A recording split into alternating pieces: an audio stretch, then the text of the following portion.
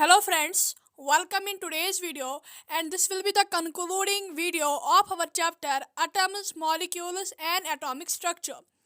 जैसे कि हम पिछले दो पार्ट्स में डिफरेंट मॉडल्स ऑफ एटम पढ़ते आ रहे हैं। हमने Thomson's model of atom and Rutherford's model of atom दोनों कंप्लीट किए।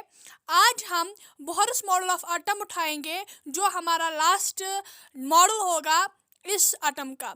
सो let us start without wasting any time. If we will talk of this model, ये एक साइंटिस्ट ने दिया जिसका नाम था नील बोहर। 1913 में इसने मॉडल दिया। नील बोहर ने ये मॉडल दिया ताकि जो लिमिटेशन है रदरफोर्ड्स मॉडल ऑफ एटम की उनको ओवरकम कर सके, और इसका मॉडल नए कंसेप्ट इस पे बेस था। इसने कहा इलेक्ट्रॉन माइक्रोस्कोपिक है जो न्यूक्लियस के अराउंड रिवॉल्व करता है और ये कोई भी एनर्जी इमिट नहीं करते, जिस तरीके से हमें रदरफोर्ड ने कहा था। चलिए अब हम आते हैं पोस्टुलेट्स इस मॉडल ऑफ एटम पे। नील बोहर ने कहा एटम में small heavy positively charge nucleus centre में होता है और जो इलेक्ट्रॉन्स होते हैं वो रिवॉल्व करते हैं इस न्यूक्लियस के, लेकिन सर्कुलर ऑर्बिट्स में।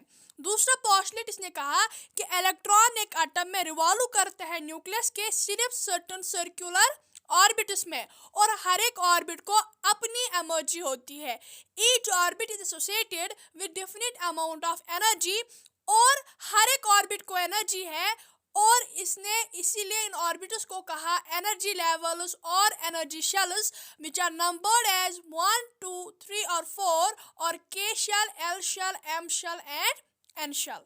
तीसरा इसने कहा कि अगर इलेक्ट्रॉन एक एटम में एक ऑर्बिट में कितने समय तक भी रहे, ना ही वो लूज एनर्जी करेगा ना ही वो गेन एनर्जी करेगा।